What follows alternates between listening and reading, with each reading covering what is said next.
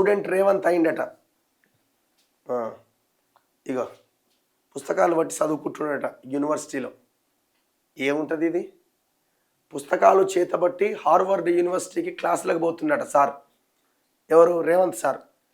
21వ శతాబ్దంలో నాయకత్వం అంశం పైన కోర్సు అట. ఏం కోర్సు? 21వ శతాబ్దంలో నాయకత్వం అట. 30వ తేదీ దాకా క్లాసులట. తొలి రోజు హాజరైన ముఖ్యమంత్రి ఉదయం 7 నుంచి సాయంత్రం 6 దాకా తరగతులు.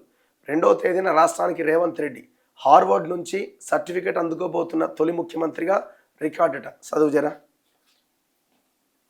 ముఖ్యమంత్రి రేవంత్ రెడ్డికి తన కాలేజీ రోజులు గుర్తుకొచ్చి ఉంటాయి కావచ్చు.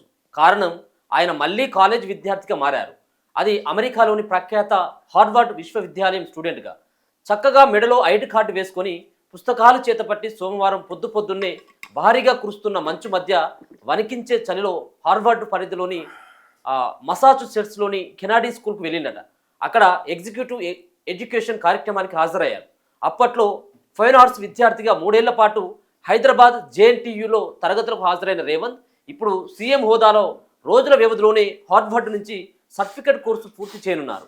ఆ కొన్ని రోజుల్లోనే క్లాసులు విని హోంవర్కులు రాసి అసైన్మెంట్లు కూడా పూర్తి చేసి వాటిని క్లాసులు సమర్పించి ప్రఖ్యాత వర్సిటీ నుంచి సర్టిఫికేట్ అందుకోనున్నారు. వర్సిటీ నిర్వహించే లీడర్షిప్ 21వ సెంచరీ అనే కోర్సుకు సంబంధించి కెనడీ స్కూల్ ప్రాంగణంలో క్లాసులు సోమవారం మొదలైనాయి.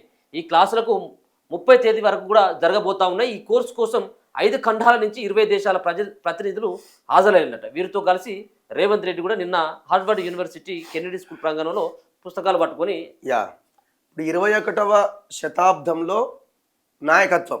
21వ శతాబ్దం అంటే ఏంది?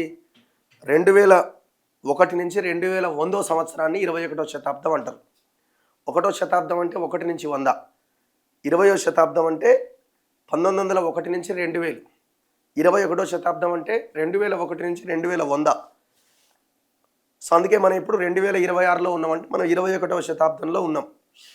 ఇప్పుడు ఆయన ఏమంటుండు? 21వ శతాబ్దంలో నాయకత్వం. ఇప్పుడు ఆయన నాయకుడు కదా మనకి. సో ఆ నాయకత్వాన్ని పెంపొందించుకునే క్లాసులు అన్నమాట అవి. మరి ఎంత గొప్పగా ఉండాలా? ఇప్పుడు ఆ క్లాసులు అవసరమా మనకు? తెలంగాణలో ఏం చేయాలి, ఏం చేయాలా, ఏం చెప్పారు మీరు ఎలక్షన్స్లో? లక్షలాది ఎకరాల భూములు మొత్తం మింగేసిర్రు, వాటన్నింటినీ కక్కిస్తాం, ప్రభుత్వ ఖాతాలో కలుపుతామన్నారు. ధరణి అనే ఒక పోర్టల్ తీసుకొచ్చిర్రు. దాని ద్వారా 25 లక్షల ఎకరాలు కబ్జాకు గురైనాయి అని లెక్కలు చెప్తున్నాయి. చాలా క్లియర్గా మొన్న కూడా రిపోర్ట్స్ వచ్చినాయి.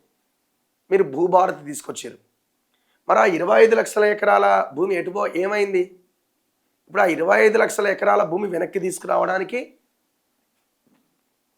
ఇప్పుడు హార్వర్డ్ యూనివర్సిటీలోకి వెళ్ళి ఆ 21వ శతాబ్దంలో నాయకత్వం అన్న అంశం మీద కోర్సు చదివితే అప్పుడు వెనక్కి వస్తాయా? అంటే ఇప్పుడు మీరు ఆ చదవంది అది వెనక్కి రావాయిగా చెప్పాలి కదా.